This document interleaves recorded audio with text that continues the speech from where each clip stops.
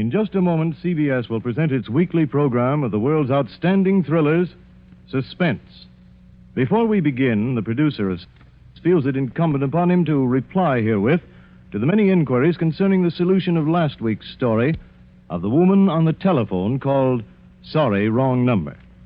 Due to a momentary confusion in the studio, an important line cue was delivered at the wrong time, and some of our listeners were uncertain as to the outcome of the story. For them, be it known that the woman, so remarkably played by Miss Agnes Moorehead, was murdered by a man whom her husband had hired to do the job. We should also like to announce that in response to many hundreds of requests, this suspense play will be repeated within a few weeks. And now, this is the Man in Black, here again to introduce our performance tonight of Suspense.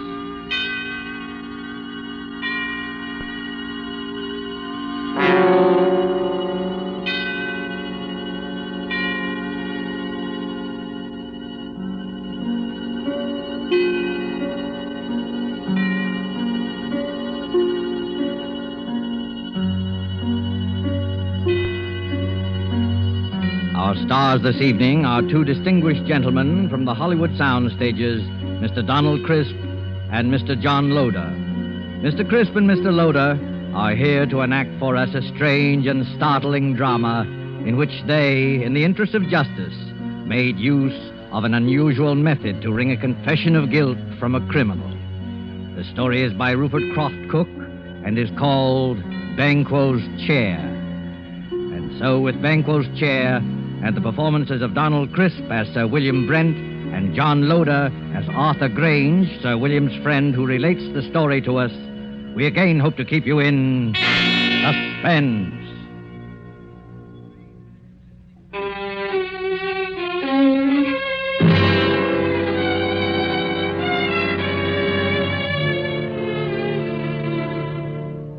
I would like you to look at this photograph. It's the picture of Sir William Brent, ex-head of the English Criminal Investigation. I knew Sir William well, and he always terrified me. Not in the sense that he was brutal or evil, he was none of that. But look at that cold face, particularly his eyes. When he looked at you, you flushed with guilt. Every misdeed you ever committed in your life floated over your face. A glance from him made you feel as if you were stark naked. He saw you with all your defenses down. Sir William was the scourge of criminals, coldly unemotional, utterly without fear or passion. He tracked them down mercilessly and never lost a case. There was no feeling in him, no pity, no hate, nothing but terrifying, cold intelligence. And he was deadly to everyone he went after. I'm going to tell you about his last case, a case that, well, even recalling it sends real shudders through me. I swear it's true. I saw it with my own eyes. I wish I never had. I witnessed it in all its dreadful details.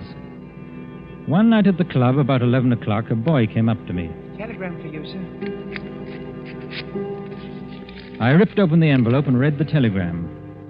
Dear Arthur, will you come and dine with me at Turret House, Sydenham on Thursday? There will be several guests, and I think I can promise you an unforgettable evening. It was signed by Sir William Brent. I was annoyed. I don't like to receive telegrams so late in the evening, and Sir William could easily have phoned, unless he didn't want to go into details with me. I decided to phone him.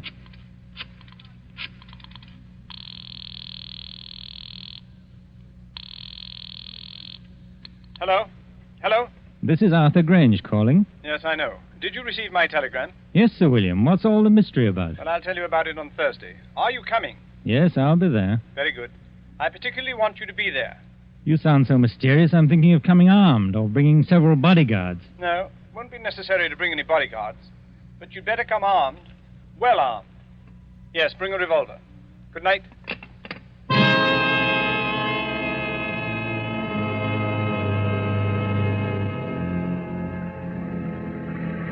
Early Thursday evening, I made my way to Turret House. A windy November rain slashed at the streets. Turret House is a huge red brick, unpleasantly somber mansion, an ugly product of Queen Victoria's time. There it squatted, back of the road. almost hidden to view by several dripping pine trees. The neighborhood had known better days. I walked up along the unkept path until I reached the great oaken door. I let the knocker fall once or twice, and the door opened.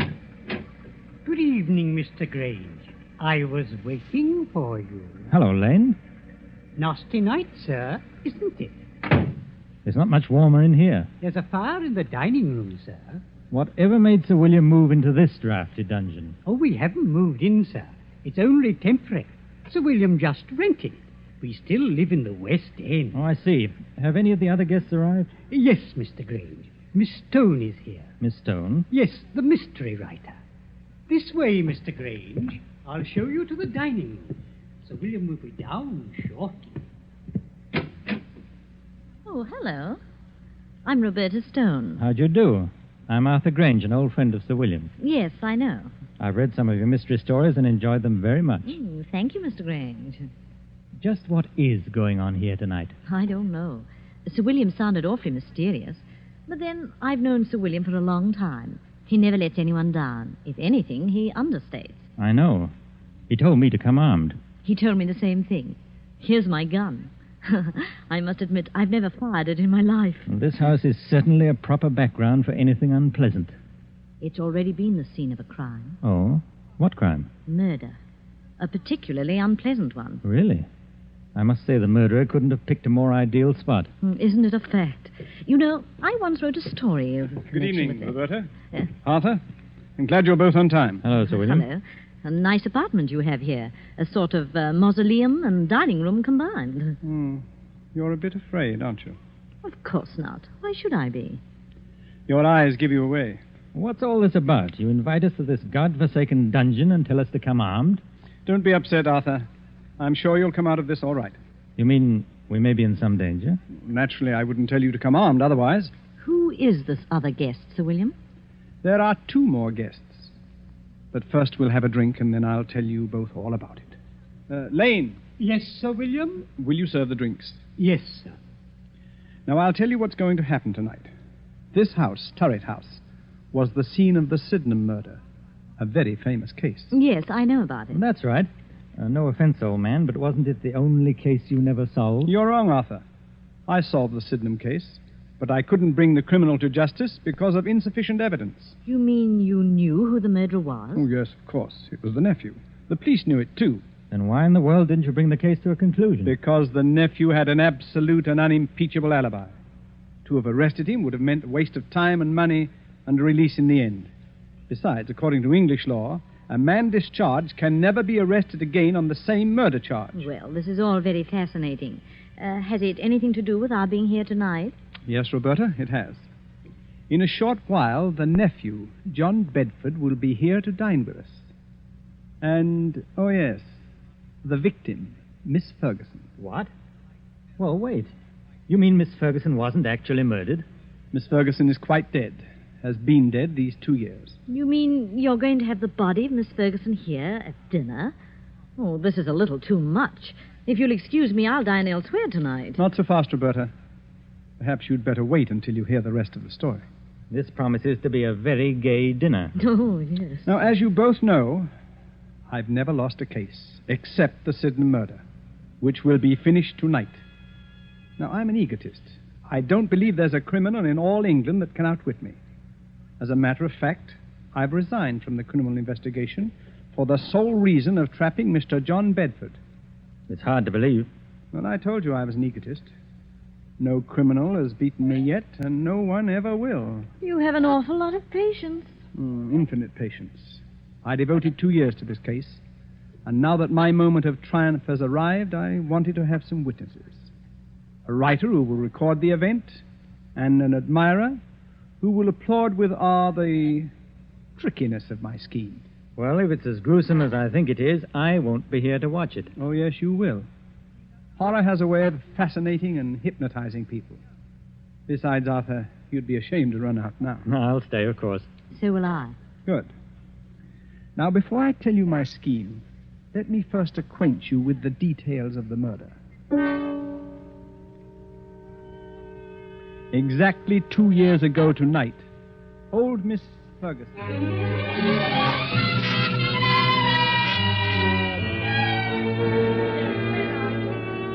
Where is that foolish maid? Yes, Miss Ferguson.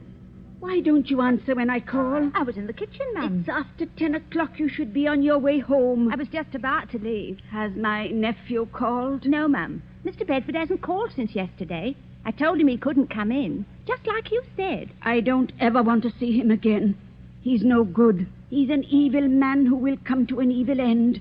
You're never to let him in here, Hilda. He won't ever come in this house if I can help it. No, ma'am. Now you'd better run along and make sure all the doors are bolted. Yes, ma'am. Good night, Miss Ferguson. Good night, Hilda. A pity about that nephew of mine. I'll change my will. Won't leave him a penny, I won't. In the morning, I'll change the will. That's... Who's there? Who is it? It's I, Aunt Martha, your own affectionate nephew. What are you doing in my house? Oh, you're not at all pleased to see me. Your only living relative, too. I'd like you to leave at once or call the police, I've called. I'd rather not, Auntie. I want to have a talk with you. You don't want to talk to me. All you want is money. Yes, Auntie, I do want money. And lots of it. You've got all the money you'll ever get out of me. You won't even get a penny after I die. I'll see to that. Perhaps you'll appreciate the value of money after you've worked for it. You know, Auntie... You're wearing gloves. What are you up to? I've made up my mind. What are you doing? Keep away. You're an old woman. All that money's no good for you. You can never use it. I'm young, and money means life to me. A rich and gay life. You're old, and you're going to die soon anyway. No, it can't be. You're not going to do that. Yes, Auntie, I am. You don't want to live anywhere. You're lonely, you're sick, and you're old. I'm going to do you a favor. Nobody can hear you now. I'm your heir. Your only heir, Auntie. Your next of kin. The estate is going to be mine. All of it.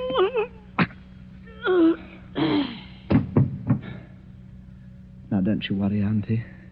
We'll have a fine funeral for you.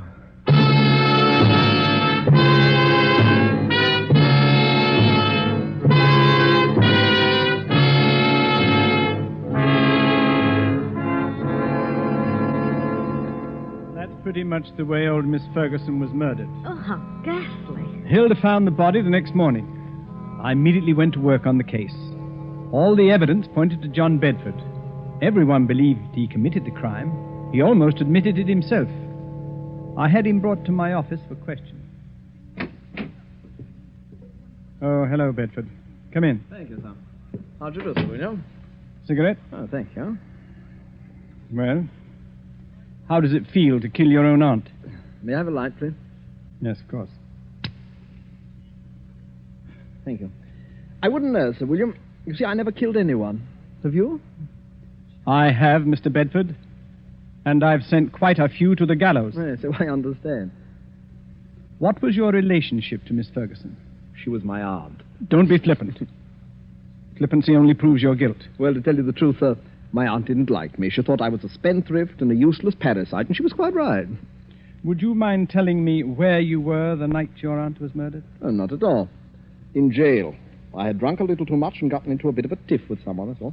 Have you ever been arrested for drunkenness before? Never, Sir William. This was my first offense. It's quite an alibi. Quite a fact. It would hardly be possible for me to be in jail and kill my aunt at the same time, you know. Unless, of course, my aunt came into my cell and allowed me to murder her, after which she walked back to Turret House as a ghost, dragging her body behind her. According to my reports, Mr. Bedford, you drink very little. No one who knows you has ever seen you drunk before. You probably got drunk in joyful anticipation of murdering your aunt. As a thoroughgoing criminal investigator, don't you think you ought to check my story? I already have. You've done a very skillful job. Too bad you couldn't use your talents for something constructive. Well, why don't you arrest me, Sir William? No, Mr. Bedford. I have time. Plenty of time. Well, you'd better work fast. By the time you get around to me, I'll have spent all of my aunt's beautiful money. It's not the money we're after. It's you. Your beautiful life. Good day, Mr. Bedford.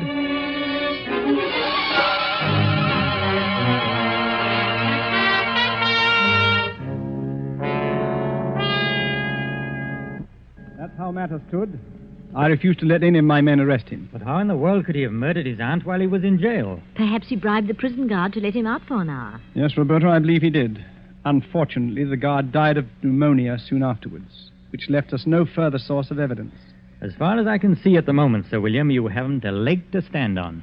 You're quite right, Arthur, I haven't. Except that every man, particularly a criminal, has an Achilles heel. I discovered John Bedford's weakness. What is it? He's superstitious. And it annoyed me tremendously that John Bedford was my first failure. Here was a clever, calloused criminal who laughed at me. No one had ever done that before. Bedford knew I could do him no harm, and he made the most of it. Carefully and patiently, I thought it over. I looked upon Bedford as you would look on a Chinese puzzle.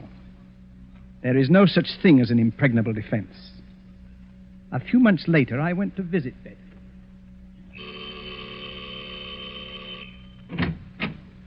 Well, Sir William Brent.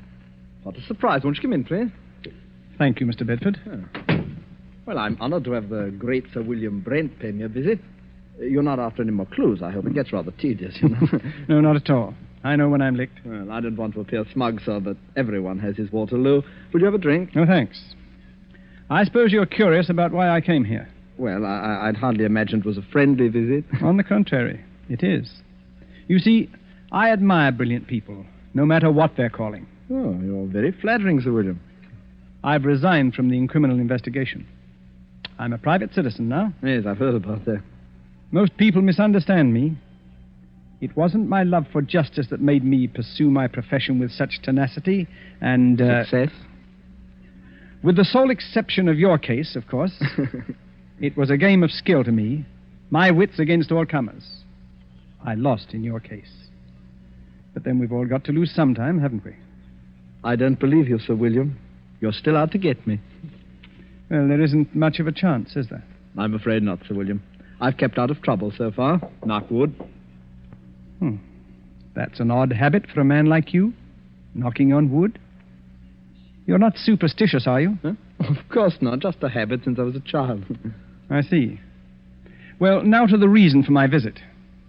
I noticed in the papers that you're looking for a tenant for Turret House. Oh, yes, I am. I'd like to rent it. Well, the scene of the crime, huh? Well, of course, why not? There's no harm in it. As a matter of fact, I'll let you have it very cheaply.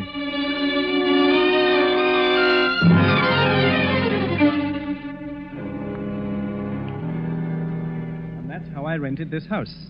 The house where the murder was committed. Well, what's your plan? It had better be a good one. Mr. Bedford sounds like a hard customer. Yes, it's a strange plan, but an effective one.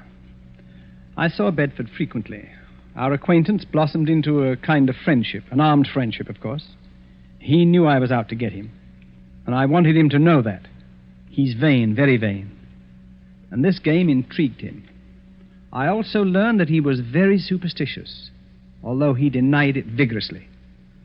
Tonight is the anniversary of the murder, and tonight Mr. Bedford dines with us at 8 o'clock. It's nearly 8 now. Now, this is the plan. You know May Wakefield? Of course. She's the famous Shakespearean actress. That's right. During dinner, she will enter the room in the precise likeness of Miss Ferguson, the murdered woman. We, of course, will pretend not to see her. We remain outwardly unconscious of her. Only Bedford will be aware of her presence. I believe Bedford will confess. I'd imagine he'd keep away on this night, especially if it's the anniversary. He's giddy with success. And also, the fact that Roberta Stone, the famous writer, is here with us tweaks his vanity. He'll be here promptly. Oh, I don't like this. Well, this is just like one of your stories. It doesn't become you to be frightened. Oh, I won't run away. Well, there's one more thing. During dinner, the electric lights will be switched off at the main, and candles will be lit. Oh. We must have the correct atmosphere. You understand now? You're not to see May Wakefield. She doesn't exist for us. Is that clear? I'll look right through her. Oh, it gives me the creeps. That, I am sure, is our Mr. Bedford. The appearance of John Bedford suddenly made the whole scene grimly real. He was a tall, well-built man in his late 30s, immaculately dressed and perfectly groomed. At first sight, his face seemed pleasant enough, But on closer scrutiny, his grey eyes were hard and cold. He looked us over, all of us, with arrogance and superiority. I heartily wished I was elsewhere. This was one scene I had no desire to witness. After the introductions were over, we sat down to dinner.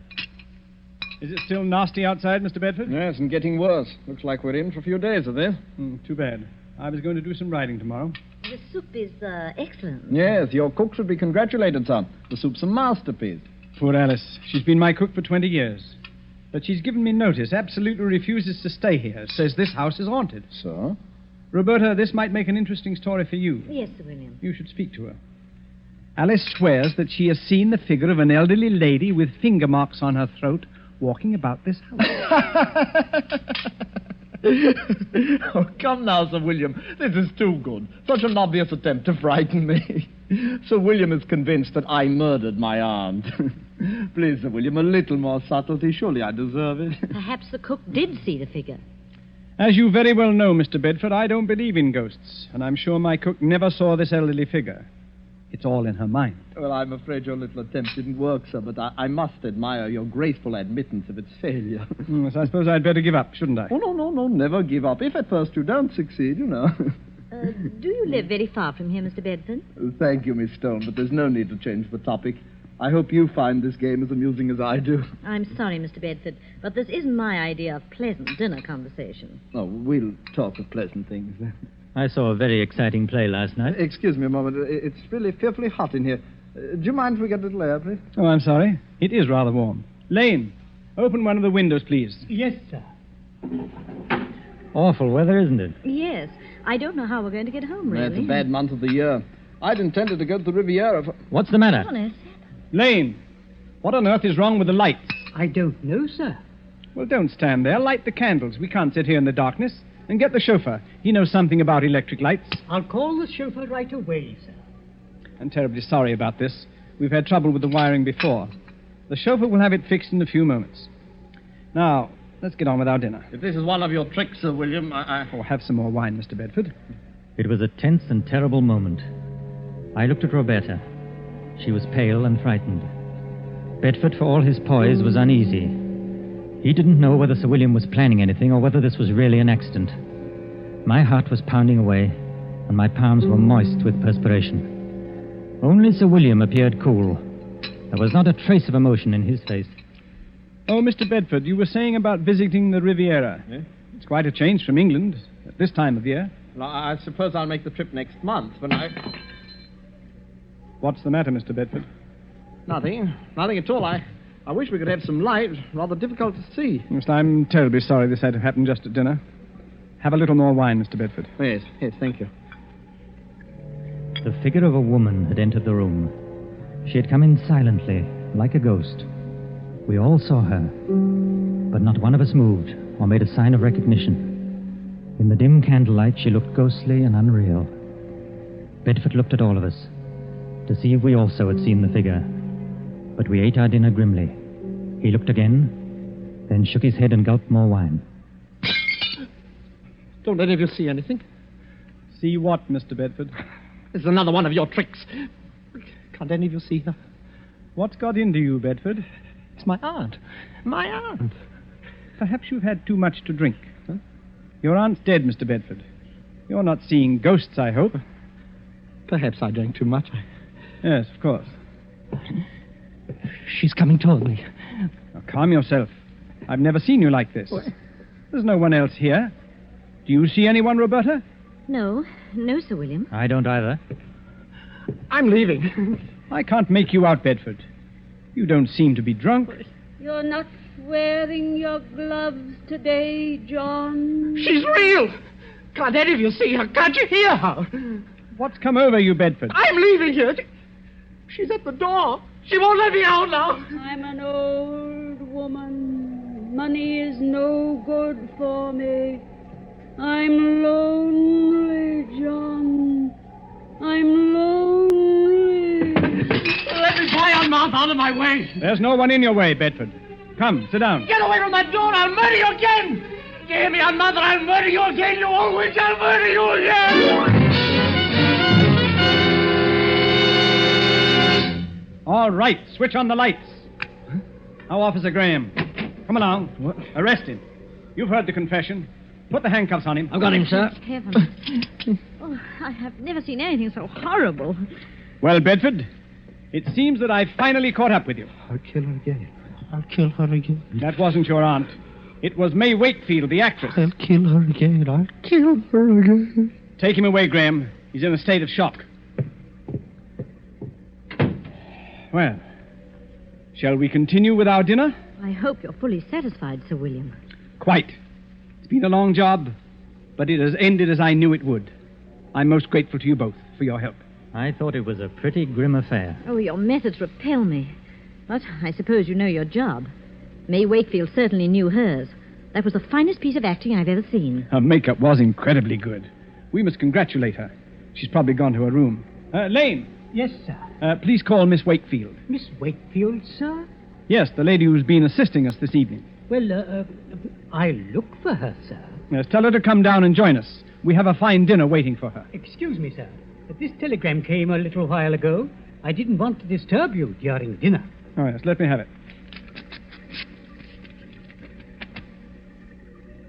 Good heavens. Sir William, what's wrong? I'll read it to you. Severe influenza makes it impossible for me to leave my bed tonight. Will tomorrow night do? Signed, May Wakefield. Lord help us. If it wasn't May Wakefield, then who was that figure here tonight? There was no answer. I looked at Sir William, staring at the telegram. His face was grey and stony. On his left temple, a crooked blue vein stood out. It twitched once or twice, and then was motionless. He looked as though he'd seen a ghost.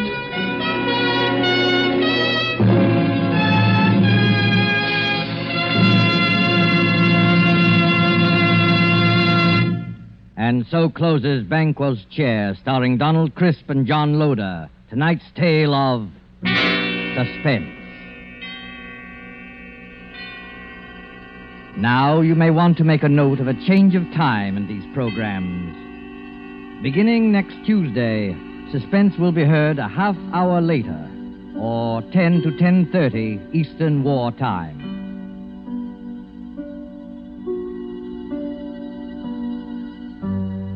This is your narrator, the Man in Black, who conveys to you Columbia's invitation to spend this half hour in suspense with us at our new time next Tuesday, when Vincent Price, Ona Munson, and Osa Masson will star in the suspense play 5 Canaries in the Room. The producer of these broadcasts is William Spear, with Ted Bliss, the director, Lud Gluskin, and Lucien Morawick, conductor and composer, and Sigmund Miller, the radio author, collaborated on tonight's Suspense.